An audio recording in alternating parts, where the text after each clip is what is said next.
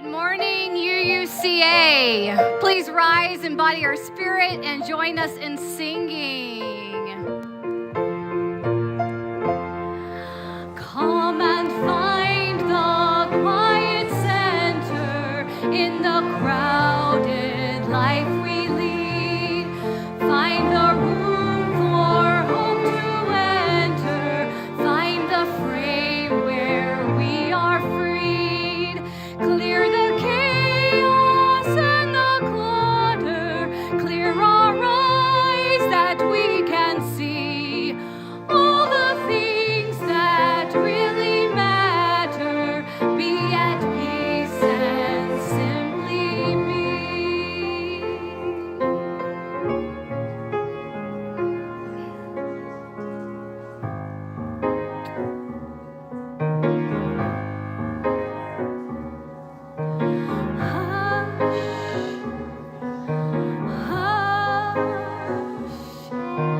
Somebody's calling my name.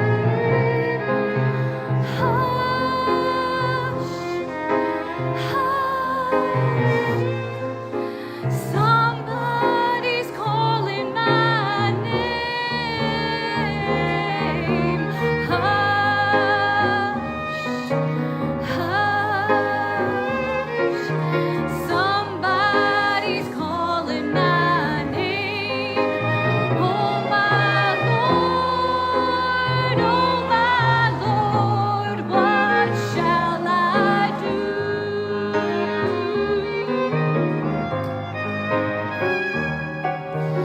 Sounds like freedom. Somebody's calling my name. Sounds like freedom. Somebody's calling my name. Sounds like freedom.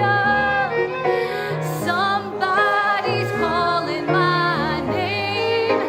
Oh my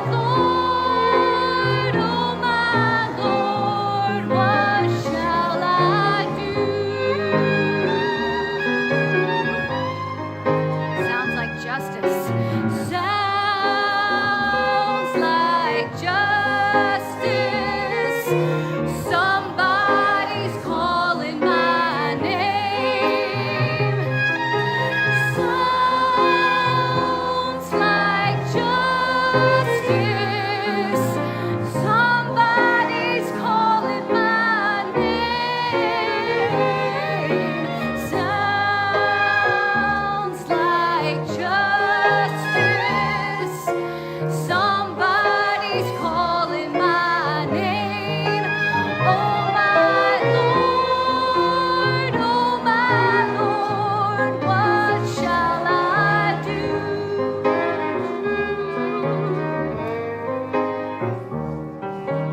I'm so glad that trouble don't last always. I'm so glad that trouble don't last always. I'm so glad that trouble don't last always. Oh my Lord, what shall I do? One more time. Oh my Lord, what shall I do?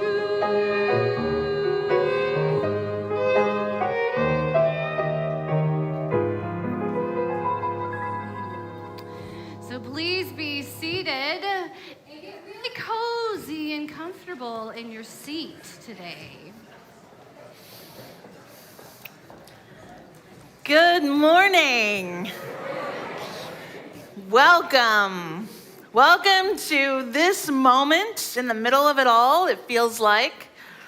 I am Reverend Taryn Strauss, Senior Minister here at the Unitarian Universalist Congregation of Atlanta, where we are here to transform lives through courageous action and to make soulful connection. So I hope you are comfortable this morning. I hope you're seated in a way where your body can feel really at home here. I hope you're warm enough. If you're not, you can do this. Oh, hi, Cindy.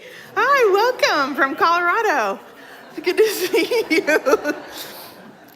There's some teddy bears in the Wonder Wall. If you need that today, this would be a good day for it. The Wonder Wall is right over there. There's different fidgets and things for folks who need that. But I want you to hear that you are welcomed into this house of hope, this place where we gather together to shine a light through the winter, to shine a light on what needs our attention in this world, to shine a light of hope for one another when the going gets tough, when the days are short, the shadows are long, to support each other through the seasons of our lives. We believe all people have a trustworthy relationship with the divine. We honor many paths toward truth. We welcome your beliefs. We celebrate them. We welcome and celebrate your sexuality, your gender identity, your racial identity. We welcome your culture, your cultural identity, your age and stage of life. We welcome your neurodivergence, your beauty in who you are just as you are. You are beloved here. You are celebrated here. You are cherished for who you are in all of your wholeness. This is your house of hope, and we are so glad you are a part of us here today and now. And I have a question for you. Are you ready? Yes. Oh my gosh, you're already ready. You don't even know what you're ready for. It's our annual holiday concert and worshipful experience. The Moravian Love Feast is coming. It's coming. Okay, it is coming this Friday, the 13th, that auspicious day when we will gather for a very tiny feast, but of food, but a very deep and abundant feast for our ears and our eyes and just those feelings of togetherness. So come for festive choral music, come for some traditional holiday readings, and of course for that warm mocha and Moravian cookies, which is as closest to communion as we get this time of year. Please purchase your tickets for the Moravian Love Feast right now at uuca.org/Moravian, or just purchase them very soon, because you don't want to miss. This is the harbinger of Christmas time, the Moravian Love Feast. Whether it's your first or your 100th, it will be a night of beauty and warmth that we will create here. So we hope to see you all right back here, Friday the 13th. I think it's 7:30, but I can't really remember. But if you go to the thing, yeah, okay, great. And I want to highlight two important opportunities for engagement as we approach the next annual meeting, our congregational annual meeting next Sunday. Today, we are going to host our final town hall this afternoon at 1:30 to prepare for the congregational meeting next Sunday. The town hall is your last chance to ask questions, to share your thoughts, to help ensure next week's annual meeting flows smoothly. Please check your weekly update in your email for more info on how to join the town hall today and how to register for the annual meeting next Sunday. This is all happening on Zoom. So I know we're hoping to see you on Zoom. And today I am thrilled to welcome Phoenix Bell Shelton, one of our denomination's newest Unitarian Universalist ministers.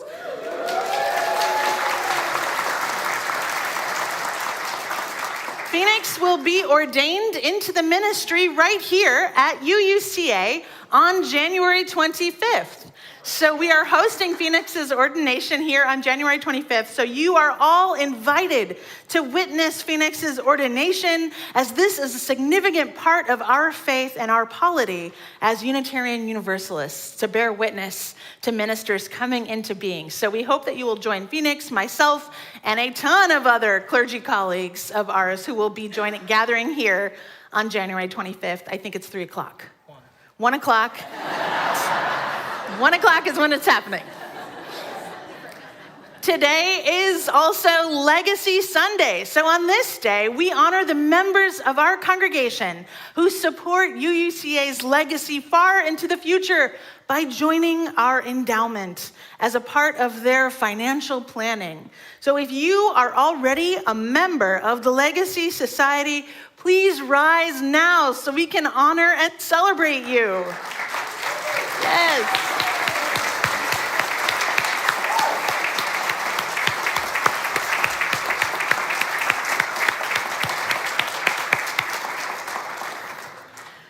So this is a time to consider and think about UUCA's legacy and our fabulous endowment committee, who is doing great work all of the time. We are so grateful for our endowment that helps ensure that we have a strong congregation far into the future that will be there for the people who need it long after us. So please consider joining our endowment and our legacy society if you have not yet. I know that they will have a table right outside the sanctuary and in the social hall after the service to answer your questions and talk to you about the Legacy Society.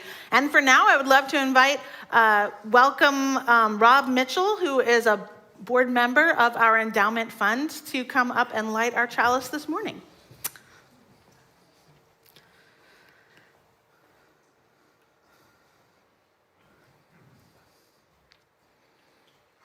This flame our endowment fund and Legacy Society carries forward is the flame we light today. Please join me for chalice lighting words. May the light of this flame illuminate our tradition of seeking, invite all who yearn for acceptance, and ignite our passion for justice and peace.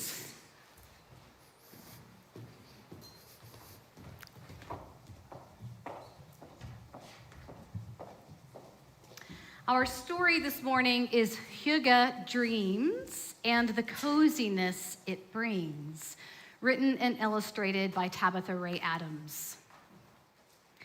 Hygge is a big, cozy chair with warm blankets and pillows and quaint little packages tied up with strings. It's delightful letters delivered in the mail and a sweet little kitty curled up in the sun. Hygge is sipping a warm cup of tea and a peaceful afternoon in the craft room. It's snuggling up on the fluffy pillows and enjoying a hot cup of cocoa with chocolate chip muffins. Hygge is relaxing on the sofa by a roaring fire and writing a letter by candlelight. It's snuggling in a quaint little cabin nestled among the trees and curled up in a chair with a stack of books. It's a warm, soft sweater and fluffy, fuzzy socks and eating fresh baked cookies so soft and gooey. My mouth is watering. It's gathering with friends and enjoying a delicious meal and setting a beautiful table with napkins and candles. Hygge is a stack of fluffy pancakes dripping with syrup and warm, steamy rolls smothered with butter. It's a candle that's burning. The flame flickers and glows. And soft, fluffy blankets that warm your toes. It's peering out the window on a blustery night and wearing furry earmuffs as the snow begins to fall. Hygge is the scent of rain when a storm rolls in, and sitting around a bonfire as the logs crackle and pop. Hygge is collecting acorns as you crunch through the leaves, and wearing your favorite scarf and hat and mittens. Hygge is whatever is special to you. Hygge is this wonderful feeling that envelops you. It's the contentment that it brings. It's enjoying simple pleasures, quiet moments, and togetherness. Hygge is something special that all of us can share. So spread a little joy, a little comfort, and a lot of coziness everywhere. What are your favorite hygge things? Did I name some of them? Yes. So at this time, I would like to invite members of our Endowment Fund Board to the chancel to help us lead this morning's movement prayer. And I'm going to invite you to rise as you are willing and able and join us.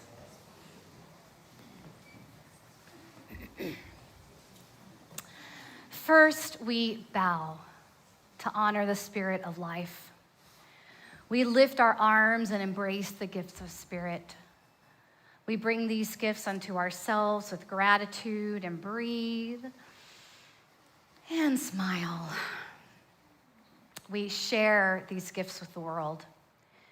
We remember to be present, honor,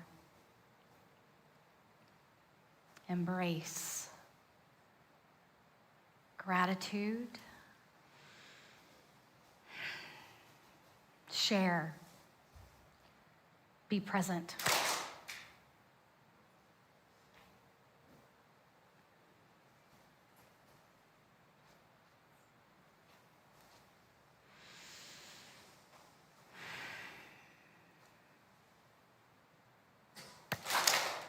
Amen. Blessed be. Thank you. So at this time, we would like to invite our children, 3rd grade and under, to exit and join preschool or their creative workshop for this morning. And please note the location for these is just down the hall on the 1st floor. And as our children recess in the spirit of hygge and togetherness, please offer your neighbor a nice, warm, cozy welcome, especially someone you have not met.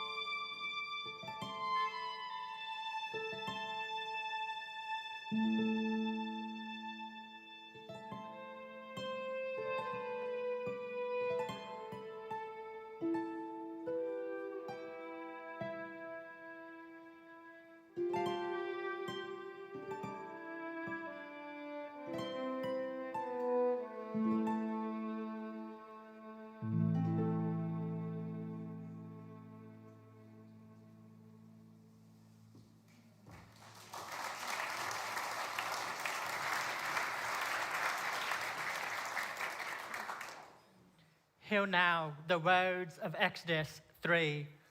And God said, I have seen the misery of my people in bondage.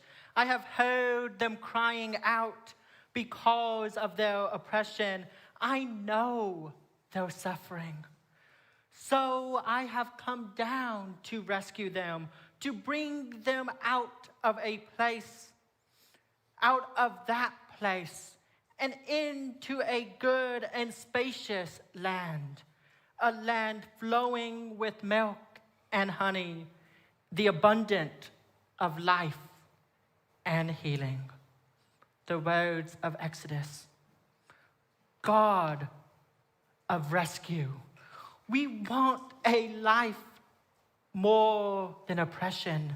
We want chains to be broken, idols toppled, those chains which we have made for each other, and those idols we have made for ourselves. Do you hear our cries now as you heard the Israelites? Speak the words of rescue to us. And just as you meet them with your promise of provision and healing, would you make space for us that is marked by real and physical resources? Grant us physical space, true rest and restoration, space where we can untense our shoulders, unclench our jaws, space to breathe deeply, space that allows us to remember how much more than what the system and principalities of this world render us to, a place where our personhood is not reduced by our oppression, but where we can fully live a nurtured life in dignity and peace. Take us where rest is.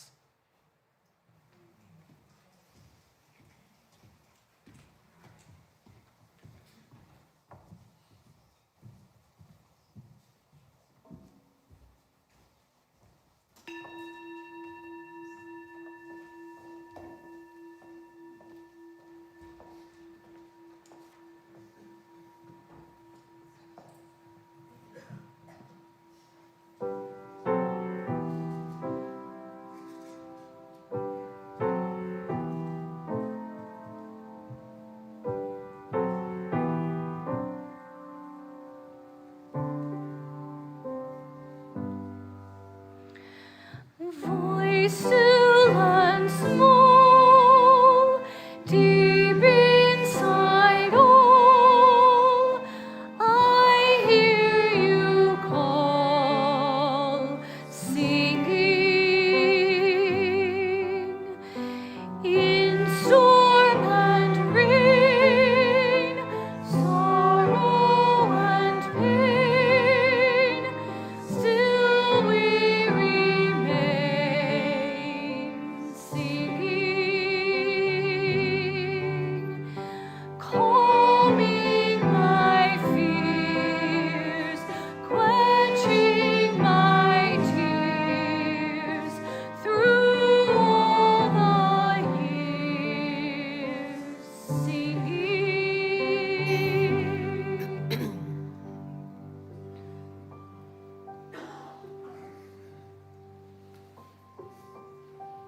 Let us put hands on hearts. Feel the heart beat. Connection to life.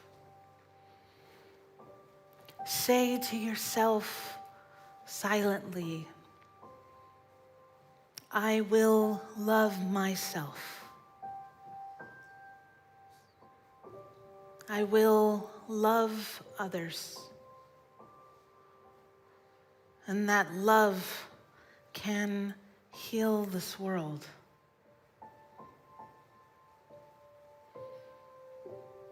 At this time, we hear the joys and sorrows of this congregation.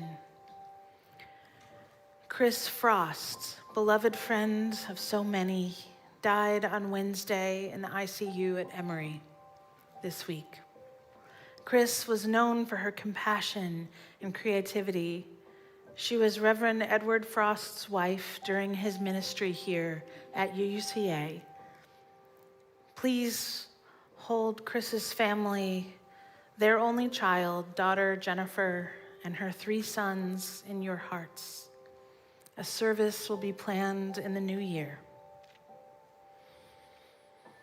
Jane Nelson's mother, Martha Nelson, age 90, died peacefully at home after a long battle with dementia on Thursday.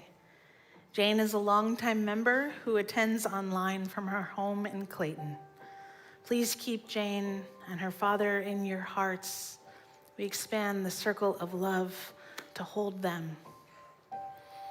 We send this love outward to places across the earth where there is deep violence, resistance, fear. We think of people in Syria today, South Korea, so many places where chaos reigns, where people may be suffering acutely. Gather them all in our hearts, connected to this deep love. And there is someone in your life who is struggling today, someone who is lonely or sick or grieving. Please write their name into the live chat or speak their name out loud into this sacred community now.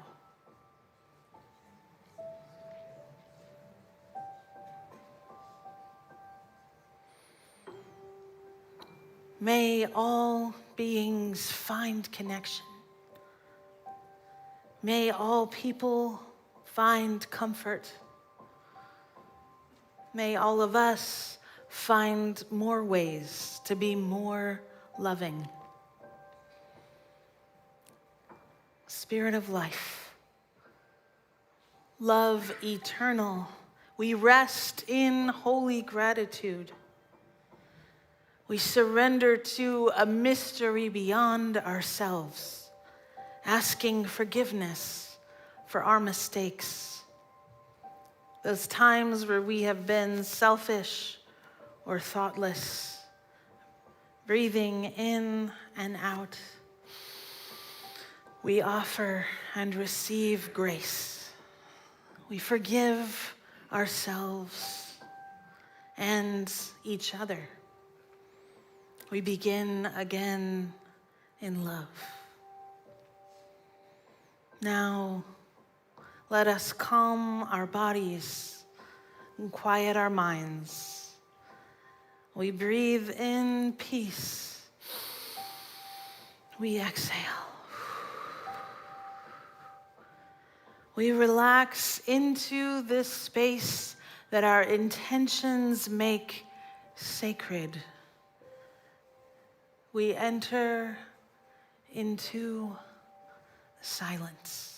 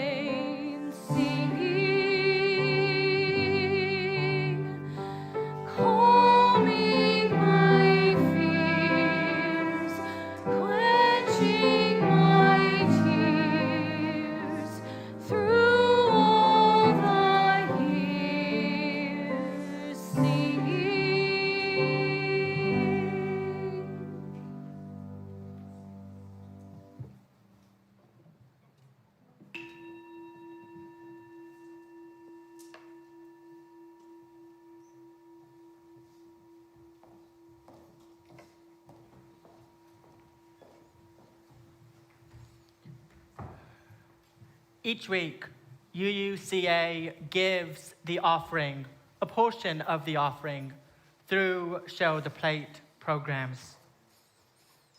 This week, our Share the Plate partner is Toco Hills Community Alliance. At Toco Hills Community Alliance, love is made real through action. Since 1998, this coalition of faith communities has been a beacon of hope in Northeast Atlanta, providing food, clothing, and support needs to neighbors in need. Their work is rooted in the belief that we all thrive when we care for one another, creating a world where love and joy are the center of our shared humanity. As Unitarian Universalists, we are called to embody love and compassion in our lives and the world around us. Toco Hills Community Alliance shows us what it means to answer that call. They remind us that love is not just a feeling, but a choice we make to show up for others, especially those experiencing hardship, especially this time of year. Imagine a parent opening a box of fresh produce, bread, and a nutritious meal, knowing that their family will eat tonight. Picture an unhoused neighbor receiving a hot meal, not just food, but the warmth of kindness and dignity. Envision children heading home from school with backpacks filled with food, carrying not only the substance, but the assurance that someone cares. This is the work of love in action. In giving, we create joy, not only for those who receive, but also for ourselves as well.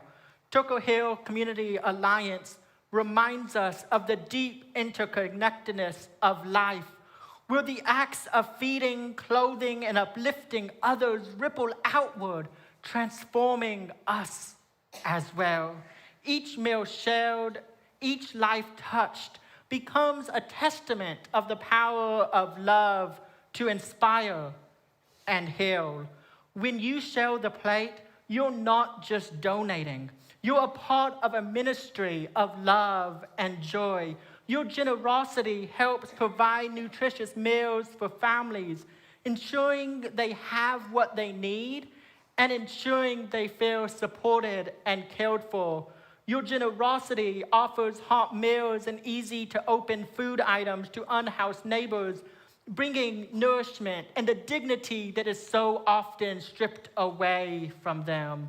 Your generosity expands programs that support children and family, planting seeds of hope for a brighter future.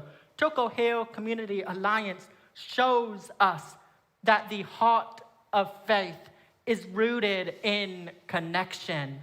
By supporting their work, we live out our deepest values of creating sanctuaries of love and joy in the world. So let us share generously, knowing that we are giving to help the world a more whole, more just, and more love-filled place.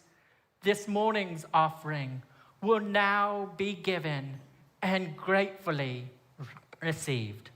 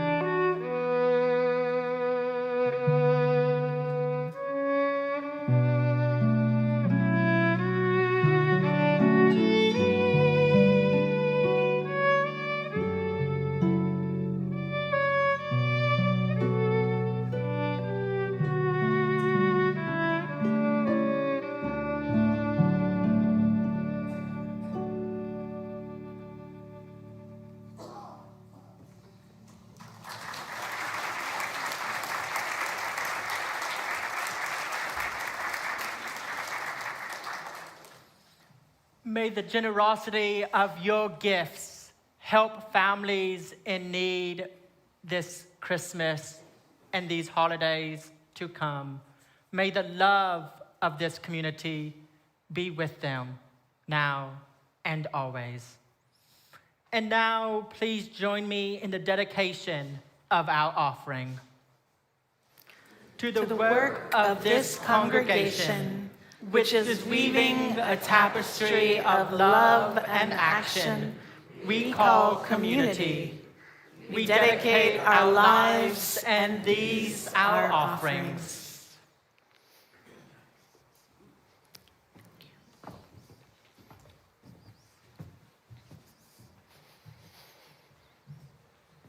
So I come to you ahead of the winter solstice with just one question, posed by artist Bronte Velez, but also asked to you by me.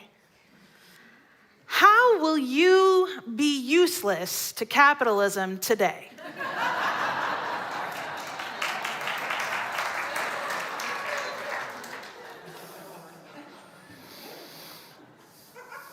We'll answer this question over the course of this sermon. I want to start by sharing a story from just a few years ago. In 2019, a young developer, it's kind of a capitalist story actually, a young developer in Atlanta wanted to transform a section of Grant Park into a hip center of activity for young adults who were moving into the area. He decided to open a brand new art gallery in the Beacon, I think is what it's called. For the first show, the first big exhibition in the gallery, this developer decided to showcase a popular graffiti artist who had been tagging well-known spots around the city for years. As soon as the article about the new exhibit, about this graffiti artist who was going to get a solo show at a huge new gallery, as soon as it hit the pages of one of Atlanta's art magazines, the emails and phone messages began pouring in to this developer and gallery owner. But they were not the supportive messages he had hoped for. The letters and voicemails were from female artists across Atlanta, all of whom shared their experiences when this graffiti artist had exploited their time or talent, had harassed them or came on to them, or had assaulted or abused them. And it was not one or two women artists in the community, but dozens.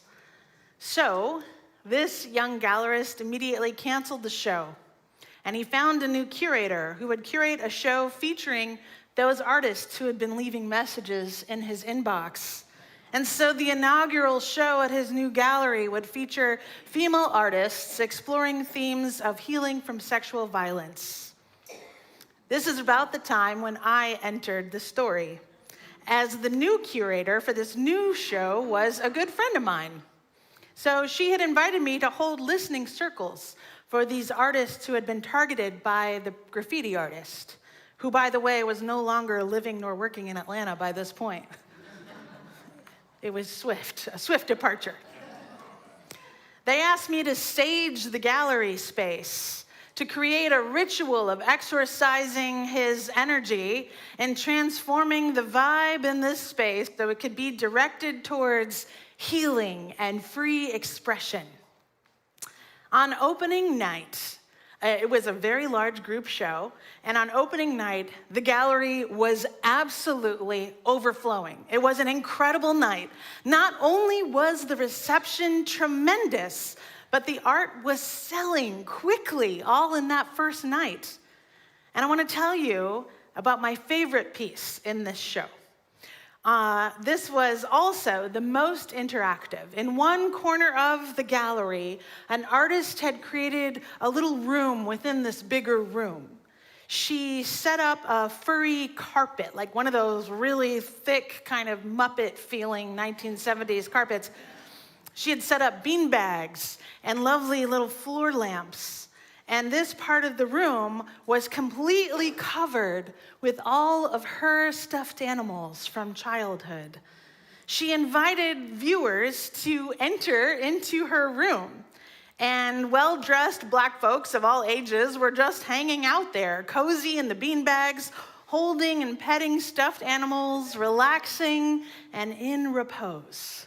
I loved this piece because amidst the destruction and violence of the world, even the world within this gallery's story, this artist, had established a space for comfort, coziness, connection, all of which are deeply central to healing.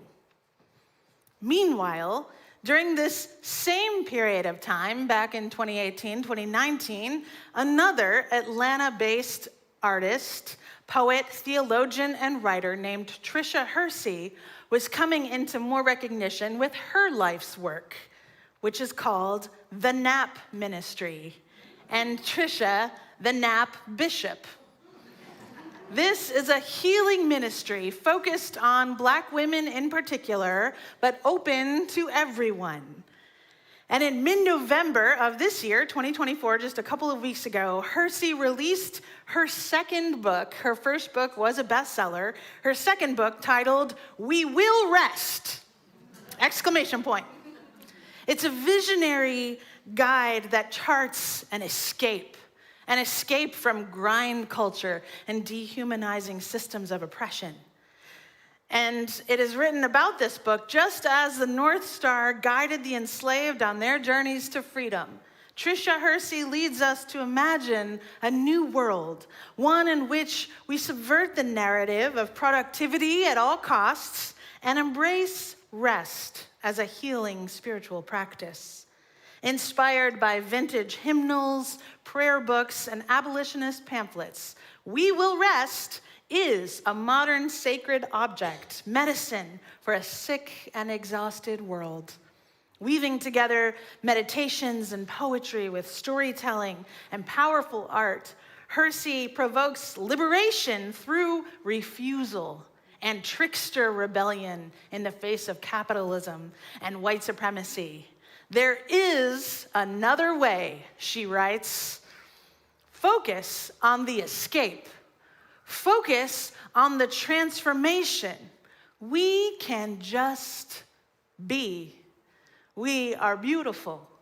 We are enough. We are escape artists, and we will rest. Now, as obvious and enlightening as this sounds, I have to confess to you, it is far easier for me to preach this than it is for me to practice. You see, this season of, I had a prop. Can you hand me that cup, please? Yeah, thank you. Yeah, this is very important. Okay, this season of Advent, yeah, it's full of grind, especially for Unitarian ministers, Unitarian Universalists who, of course, celebrate, all the holidays. But it's also time for budgets and fundraising and end-of-year reports. It's shopping and preparing the way for family to travel or arrive. It's attending kids' holiday concerts. Anyone else? Recitals and school events. It's attending parties and socializing late into the evening because we want to feel connected to community, even when we'd kind of rather hunker down.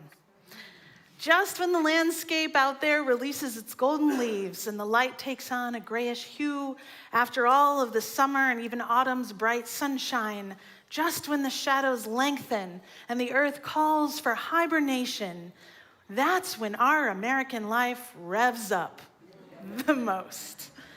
Each year I arrive at this season of hope, peace, anticipation, wondering if there's a better way to approach it. What would it look like to practice wintering as a verb? The World Happiness Report is a publication that contains rankings of national happiness based on respondent ratings of people's lives, in which the report correlates with various quality of life factors. In 2012, the United Nations held its first high-level meeting called Well-Being and Happiness, defining a new economic paradigm, which was chaired by, at the time, UN Secretary General Ban Ki-moon and Prime Minister Jigme Thinley of Bhutan, a nation that has adopted gross national happiness instead of gross domestic product as their main development indicator. So the first report outlined the state of world happiness, causes of happiness and misery, and policy implications highlighted by these case studies that this committee put on. Americans may have been leading the world in various tenets or technologies, but in happiness, I'm afraid, we fell quite behind. Americans often dream of bigger things, and yet, per the World Happiness Report, we rank 18th in national happiness, while the Danes consistently rank in the top 3. And now comes a part of the sermon where I'm going to speak Danish words that I don't really know how to pronounce, and we'll just all have grace. Winters in Denmark are renowned for being long, cold, damp, dank, gray, and dark. So what is the reason for all that happiness? This study attributes Danish happiness to a strong welfare system, work-life balance. You won't find Danes working at 5:30 p.m. Access to quality health care and education for all, and a cultural focus on well-being and hygge, you can say it, hygge, which is this concept of cozy contentment, which contributes to an overall sense of security and life satisfaction for its citizens. America has had its moments in recent history, but pretty much brought on by disaster and trauma. We found ourselves in forced wintering when we were sheltering in place in those long months of 2020 and part of 2021, coming to work in our pajamas on Zoom, or having to pull ourselves together just to get out of the house at all. Now, you remember that time, and there was a part of you that kind of really loved it. But then, after the pandemic lifted, we were off. I mean, we were right back at it. Traveling once again, getting out, making new friends, reconnecting with our family who we hadn't seen, joining neighborhood pools and gyms, and it was good. We felt alive again with the effort we put forth into becoming vital parts of our workplace once again, or becoming volunteers, either here at UCA or at our kids' schools or in other parts of our lives. We made big moves across the country to be closer to family or for other reasons. Years passed, then came 2024, and this summer and fall, many of us put our blood, sweat, and tears towards defending democracy, working for the candidates we believed in, knocking on doors, making calls, getting the word out, only to be met with despair. But we are not people of despair. No, we don't despair. So that means all through November 2024, we gathered to join our power and our resources to feel uplifted, energized, gathering strength. I did what I call a rock block, where you preach many times in a row. I did 5 Sundays in a row, a rock block of preaching. We poured ourselves out completely, out into our dreams, our desires, our values, and hopes for the nation and the world. Poured it all out.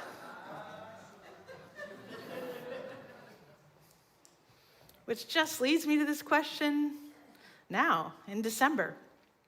Can we rest better?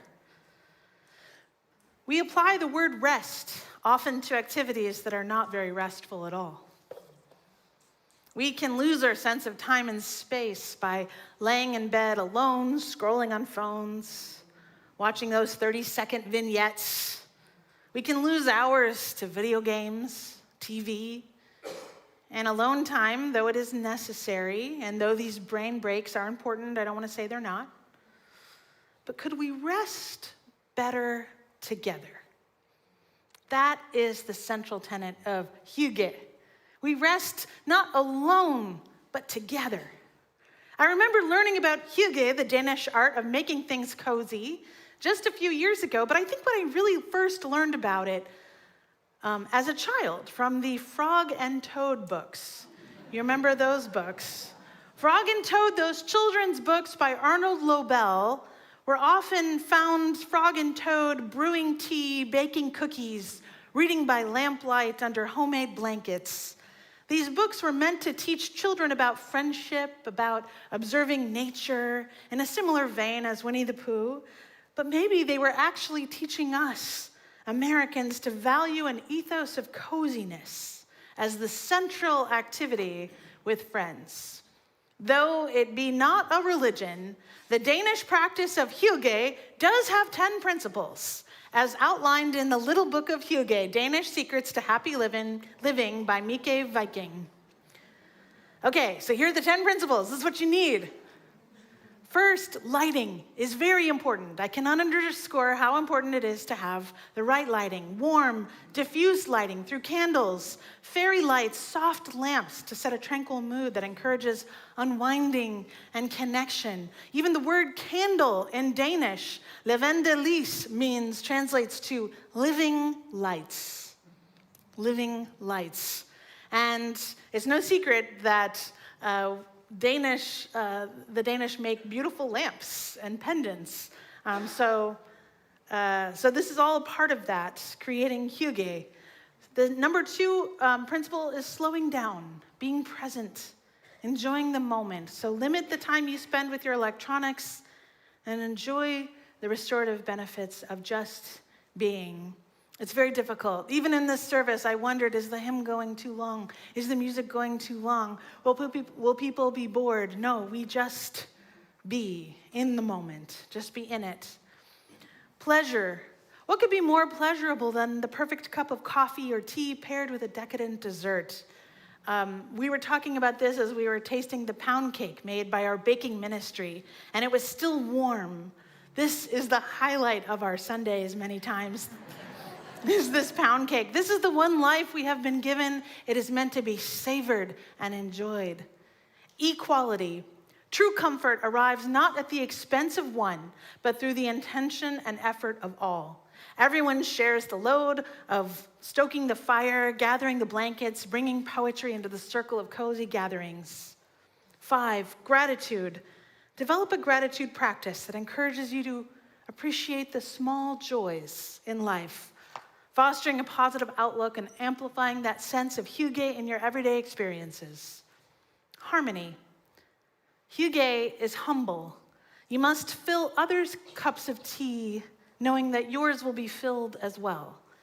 If your cozy togetherness includes sharing stories or watching a movie together, make sure everyone is included. Comfort. You know, cozy sweaters, fuzzy blankets, wool socks. Joyce is engaging in an excellent hygge activity right now of knitting. Hot cocoa. Hygge is comfort. The 8th principle is truce.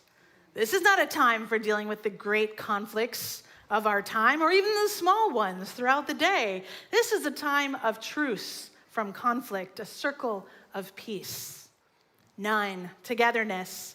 We are infused by our connection to one another rather than isolated beneath our blankets. So intimate gatherings are preferred to allow for quality time, creating and sharing memories. And finally, shelter.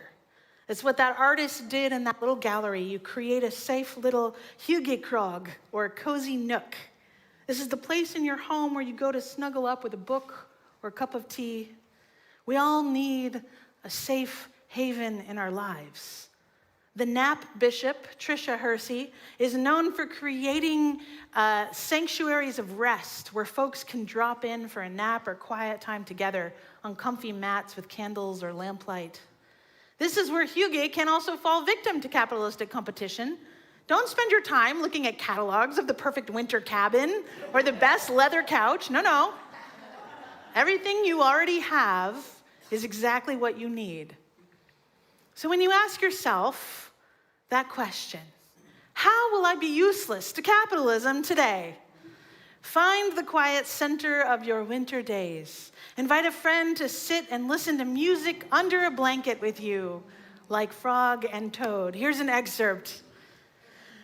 Frog, I cannot remember any of the things that were on my list to do.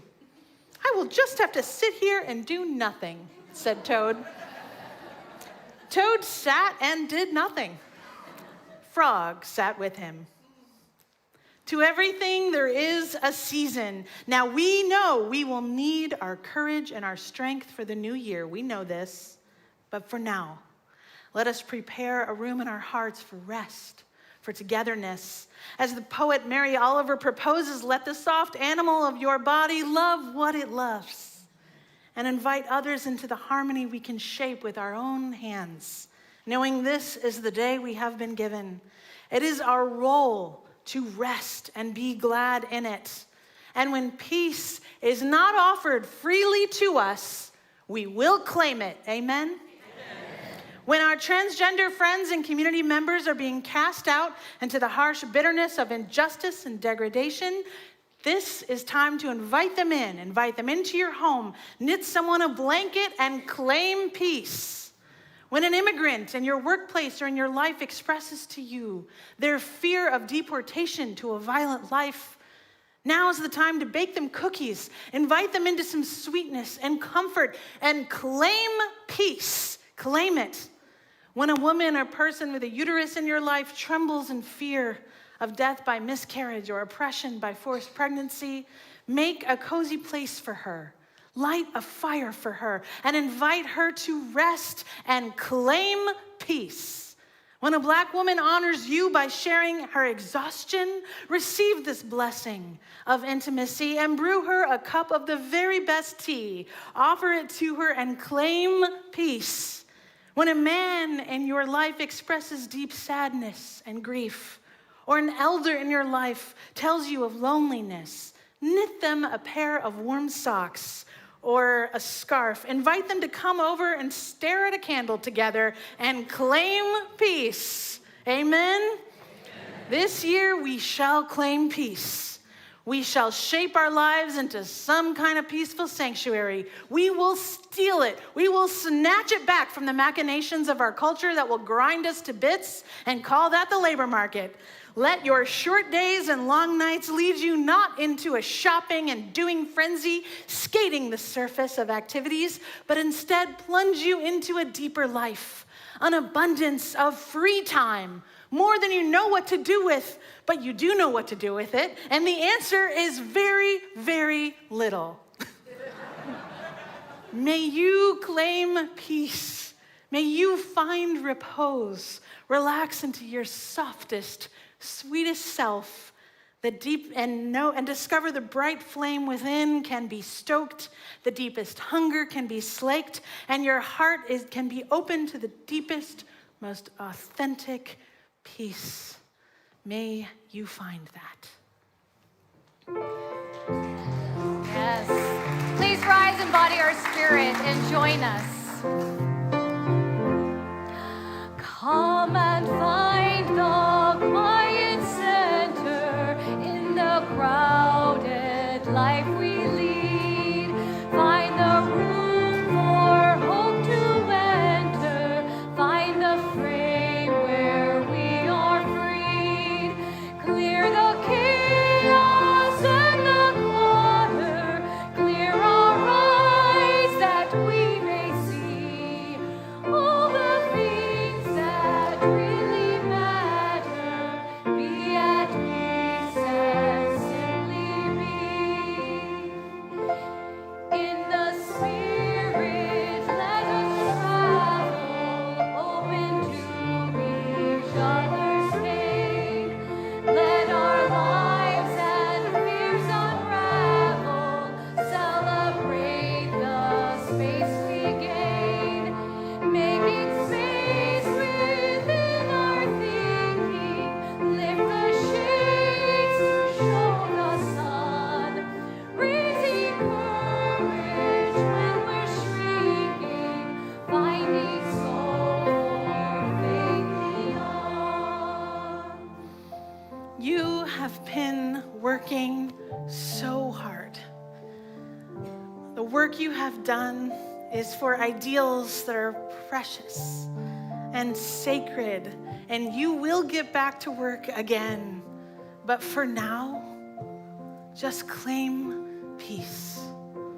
Find peace. Make that circle of peace in your life. Rest and be glad in it.